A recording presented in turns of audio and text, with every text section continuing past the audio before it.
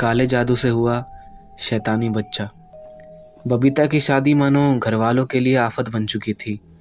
माँ बाप भी बबीता के भूत प्रेत वाले शौक से अब तंग आ चुके थे। बबीता की चाह खत्म ही नहीं होती, कभी एक किताब तो कभी दूसरी। लोग लाइब्रेरी जाते हैं किताबों के लिए, लेकिन बबीता अक्सर कबाड़ी वाले के यहाँ पहुँच जाती।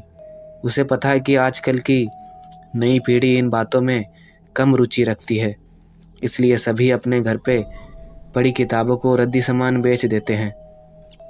लाइब्रेरी में नहीं तो कबाड़ी वाले के पास तो पक्का किताबें मिल ही जाएंगी। अपने कमरे में बबीता ने एक लाइब्रेरी बना रखी थी और साथ ही साथ एक म्यूज़ियम भी। उसमें ना जाने कितने भूतिया पोस्टर और मोमबत्तियाँ पड़ी थी। अजीबोगरीब माहौल था वहाँ का। दिन रात पढ़ना, फिल्म देखना, बस यही थी बबीता की ज़िंदगी। माँ सुचित्रा और बाबा उमेश की चिंता दिनों दिन बढ़ती जा रही थी। बबीता के इन्हीं शौक की वजह से उससे किसी की नहीं बनती। रिश्ते तो आते, मगर बबीता के विचार और शौक सुनकर सब भाग जाते। कहते हैं ना, जोड़ियाँ ऊपर से ही बनकर आती हैं। बस ऐसा ही कुछ हुआ। रायपुर के विराट रस्तोगी का रिश्ता बबीता से तय हुआ और शादी भी हो गई। दोनों की जोड़ी एकदम सही। जितना भूत प्रेत की बातें बबीता करती, उतने ही विराट करता। विराट के लिए थी तो सरकारी नौकरी। काम से वापस आने के बाद विराट बबीता के साथ बैठकर कुछ अध्ययन करता। कभी कभी दोनों बैठे प्लान चिट भी करते, आत्माओं को बुलाते। कुछ इसी तरह से जीवन की गाड़ी चल रही थी। यूं ही दिन बीतते गए और ट्रांसफ़र के बाद बबीता अब गुजरात और राजस्थान के बॉर्डर पोलो फॉरेस्ट आ गए। उन्हें जंगल के पास वाला एक कॉटेज दे दिया गया। यहाँ लोग जंगल घूमने आया करते थे। ये जगह बहुत अच्छी थी क्योंकि हर दिन यहाँ नए नए लोग आते रहते थे। यूं तो सब ठीक ठाक रहता था, मगर जैसे ही कोई परिवार आता, बबीता को अपनी सूनी गोद खलने लगती। डॉक्टर को भी दिखाया गया, शहर शहर घूम कई हकीमों को भी दिखाया गया, परंतु कुछ नहीं हुआ। विराट तो कितनी ही बार गोद लेने की बात करता, पर बबीता ही मना कर देती। उसे माँ बनने का वो एहसास चाहिए था। धीरे धीरे अपने बच्चे से लगाव चाहिए था। दिन रात पूजा पाठ में बीत जाता। जाने कितने ही व्रत वगैरह किए, पर हमेशा ही असफलता हाथ आती। ऐसे ही दिन पर दिन बीतते गए और 2 वर्ष बीत गए। अपने किताबों की दुनिया में तो वैसे ही दोनों खो जाया करते थे। यूं ही एक दिन बबीता के हाथ में एक किताब आई, तंत्रों से भरी नई किताब। सम्मोहन, वशीकरण, भूत प्रेत, जाने क्या क्या था उसमें। पढ़ते पढ़ते बबीता इच्छा शक्ति वाले पृष्ठ पर पहुंच गई। इच्छा शक्ति मतलब अपने कार्यों को तंत्र विद्या से सिद्ध करना। कौतूहल ऐसा मचा कि दौड़ गई विराट के पास बताने को। बबीता, विराट ये देखो क्या मिला। विराट, हाँ ये तो पढ़ा है मैंने, इच्छा शक्ति, मगर हमें क्या करना इन बातों से। बबीता, अरे तुम समझ नहीं रहे। विराट बबीता के पेट पर उंगली दिखाते हुए, कहीं तुम्हारा इशारा इस पर तो नहीं। बबीता, हाँ वही कह रही हूँ। विराट, दिमाग खराब हो चुका है तुम्हारा। ये सब पढ़ने के लिए ठीक है, खुद पर आजमाने के लिए नहीं। बबीता, अरे तो हर्ज ही क्या है विराट। विराट, बस कह दिया ना, नहीं तो नहीं, अब जाओ और सो जाओ जाकर। बबीता और विराट एक दूसरे से नाराज होकर सोने चले जाते हैं। बबीता उसी किताब के साथ लगी रहती है। 2 बजे रात को विराट की नींद खुलती है तो देखता है कि बबीता अभी भी किताब में लगी हुई थी। आंखें घूरते हुए विराट देखता है, बबीता किताब रखकर सो जाती है। अगले दिन, बबीता, क्या सोचा तुमने उस बारे में? हर मुमकिन कोशिश तो कर चुके हम तुम, क्यों ना एक बार ये भी करके देख लें। विराट, फिर शुरू हो गई तुम।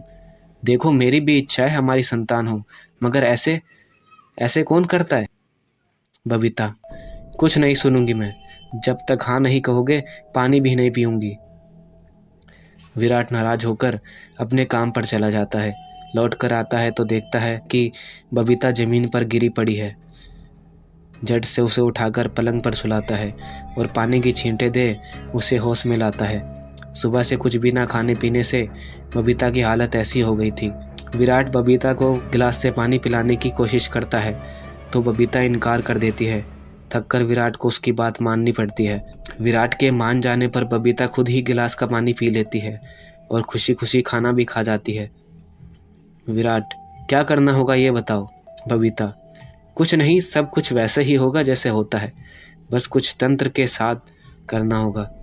बस सब कुछ अमावस की रात को होगा, और हाँ, पूरे घर में रोशनी ना आने पाए। मुझे भी रोशनी में नहीं जाना जब तक कि बच्चे का जन्म ना हो। विराट को रोशनी वाली बात कुछ अजीब सी लगती है। तंत्र साधना के अनुसार लिखी सारी सामग्री लाकर एक कमरे में लगा दी जाती है। किताब में लिखे अनुसार तंत्र से हासिल हुई इच्छा कुछ नकारात्मक परिणाम भी देगी, पर इस पृष्ठ को बबीता ने फाड़ कर हटा दिया था। बबीता किताब के बाकी पन्नों को निकाल अपने ही सामने रख देती है। विराट और बबीता दक्षिण की ओर अगल बगल बैठ जाते हैं और मोमबत्तियों से एक गोलाकार बनाया जाता है और उसी के बीच में आग जलाकर मंत्रों के साथ कुछ आहुति भी देनी होती है। आहुति के बाद सहवास और फिर यही क्रिया अगले अमावस पर। बबीता बहुत खुश थी। विराट बबीता की खुशी में खुश था। अमावस के कुछ दिन पहले ही एक दिन जंगल में एक जंगली जानवर को गिरफ्त में लेने के दौरान विराट बुरी तरह से घायल हो जाता है। विराट का हाथ पेड़ों और झाड़ियों के बीच ऐसे फंस जाता है कि निकालने के दौरान पूरी तरह खूना खून हो जाता है। विराट जब घर लौटता है तो बबीता उसको ऐसी दशा में देख घबरा जाती है। बबीता को सिर्फ अमावस वाले दिन की चिंता लगी हुई थी कि सब कैसे होगा, पर विराट उसे आश्वासन देता है कि सब कुछ ठीक होगा। अगले अमावस पर फिर से वही क्रिया दोहराई जाती है। उसी आग में एक सेब रख दी जाती है जिसे बबीता को सहवास से पहले खाना था। आहुति के दौरान आग की तपिश से विराट के हाथों में लगी चोट के घाव फिर से ताज़ा हो जाते हैं और उनमें से खून रिसने लगता है। आहुति तो घी की होनी थी, पर साथ ही साथ खून की भी हो गई थी। घी से तो नहीं, मगर खून की बूंदें पड़ते ही आग धधक उठी। ठंडी हो जाने पर सेब खाकर सहवास कर दोनों सो जाते हैं। एक सप्ताह बीतने पर बबीता को अपने भीतर कुछ आभास सा होता है। टेस्ट करने पर बबीता गर्भवती दिखती है। बबीता और विराट बहुत ही खुश होते हैं। अभी 1 महीना ही हुआ था कि बबीता का अपना पेट कुछ बाहर सा दिखने लगा।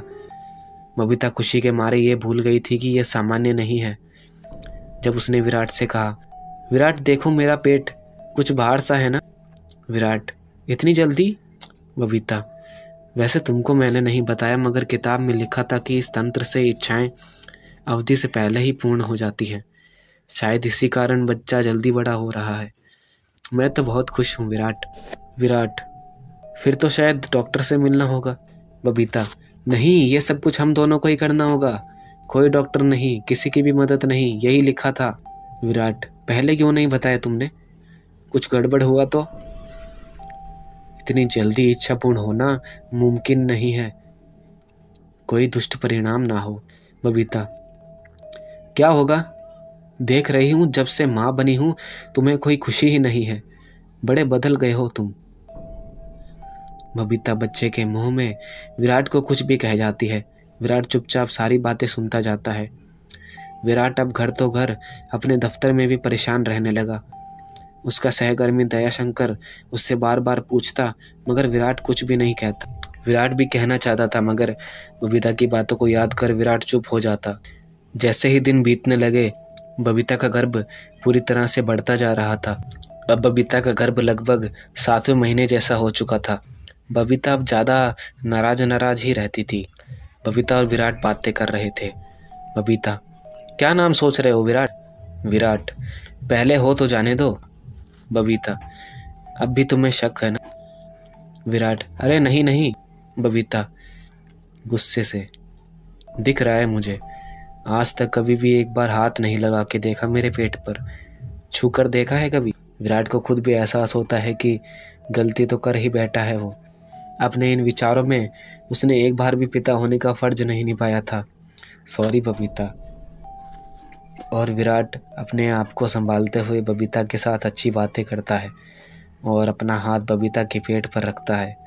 उसे भी एहसास होता है कि कुछ अंदर चल फिर रहा है। विराट, अरे इतनी हलचल कैसे रहती हो दिन भर? बबीता, अरे इन एहसासों के लिए ही तो तरस रही थी मैं। अच्छा बबीता, आज इतने दिन हो गए, तुम्हें बाहर जाने का जी नहीं करता? बबीता, नहीं, क्यों जाऊं बाहर? विराट ने बात को आगे बढ़ाने के बजाय चुप होना ही मुनासिब समझा। अपने हाथ को बबीता के पेट से हटाते वक्त उसे ऐसा लग रहा था जैसे उसका हाथ पेट के भीतर कोई खींच रहा है। विराट ने झट से हाथ हटाया, पर नज़र अभी भी बबीता के पेट पर ही थी। हाथ हटाने पर उससे छोटे छोटे हाथ की उभरी हुई आकृति पेट पर दिखी। विराट परेशान था कि अभी 2 महीने ही हुए हैं और बबीता 7 महीने जैसी गर्भवती लग रही थी। 15 दिन और बीत जाते हैं। फिर एक दिन विराट, सुनो, अपनी माँ को तो बुला लो। बबीता क्रोधित होते हुए, कुछ परेशानी है क्या तुमको? समझ नहीं आता तुम्हें? कोई पाँव नहीं रखेगा इस घर में। इतनी नकारात्मक गतिविधि देख विराट एकदम से चुप हो जाता है। दिन भर दफ्तर के लिए जाना अब मुमकिन न था, क्योंकि अब बबीता को देख समझ आ रहा था कि अब जल्द ही बच्चे का जन्म होने को है। विराट ने दफ्तर में अर्जी दे दी कि अब घर पर ही रहेगा, ज़रूरत के सारे सामान लाकर घर पर ही रहता। विराट किसी भी हाल में बबीता को कोई कष्ट नहीं देना चाहता था। घर पर रहने पर विराट ने देखा कि बबीता की खुराक दोगुनी हो गई थी। खाने बैठने पर उठती नहीं थी जब तक रसोई में सारा खाना खत्म नहीं हो जाता। यूं ही एक सुबह विराट ने एक आध्यात्मिक गाना बजा दिया। गाने की आवाज़ कानों में पड़ते ही बबीता एकदम से क्रोधित हो उठती है। बबीता, बंद करो इसे, मैंने कहा बंद करो अभी के अभी। विराट को समझने में देर न लगी कि सब कुछ उल्टा हो चुका है। बबीता नकारात्मक ऊर्जा से घिर चुकी थी। अपनी किताबों को पढ़ते पढ़ते जाने कब उसकी आंख लग जाती है। आधी रात बबीता अपने पेट को पकड़कर कसमसाने लगती है। बबीता, विराट, विराट, बहुत दर्द हो रहा है, मुझे बर्दाश्त नहीं हो रहा। बबीता के पहने हुए कपड़ों पर खून ही खून साफ साफ नजर आ रहा था। विराट, अरे खून कैसा?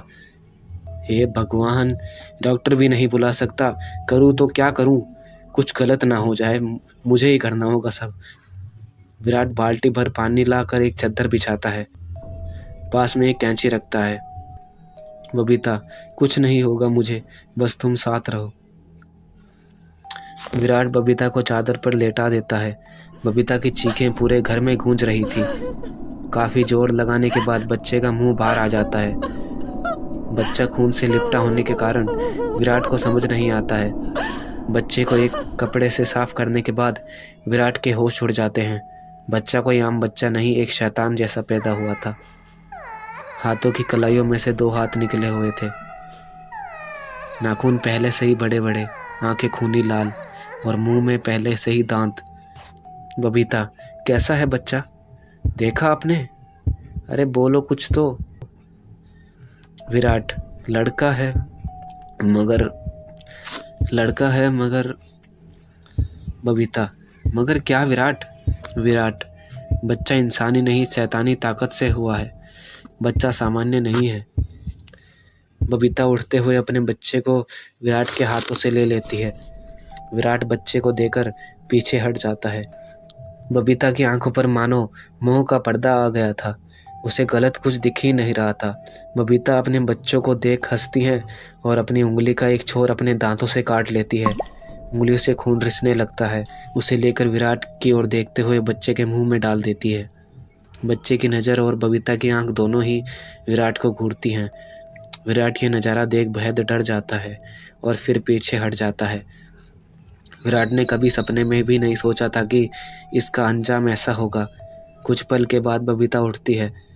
बबीता, मेरा बच्चा भूखा है विराट, उसे और खून चाहिए। बबीता को ऐसे हाल में देख विराट घर के भीतर भागता है। उसके पीछे पीछे बबीता आ जाती है। विराट भागते हुए किचन के कोने में आ जाता है। बबीता और बच्चे की आंखों से साफ जाहिर हो रहा था कि दोनों विराट के खून के प्यासे हैं। विराट हाथों में चाकू उठा लेता है। तभी उसकी नज़र पास में रखे केरोसिन की गैलन पर पड़ती है। माचिस और गैलन उठाकर विराट घर के बाहर की ओर भागता है, मगर बिखरे खून पर उसका पांव पड़ते ही वो गिर जाता है। विराट उठकर देखता है कि बबीता उसकी तरफ बढ़ रही थी। विराट खुद को इतना लाचार महसूस करता है कि डर के मारे गैलन का तेल बबीता और बच्चे पर छिड़क देता है। बबीता, विराट भूख से तड़प रहा है मेरा बच्चा, बाप होना उसके, खून ही तो मांग रहा है बेचारा। इतना बोलते ही बबीता आगे बढ़ने लगती है। विराट का डर बढ़ते बढ़ते हद पार कर जाता है।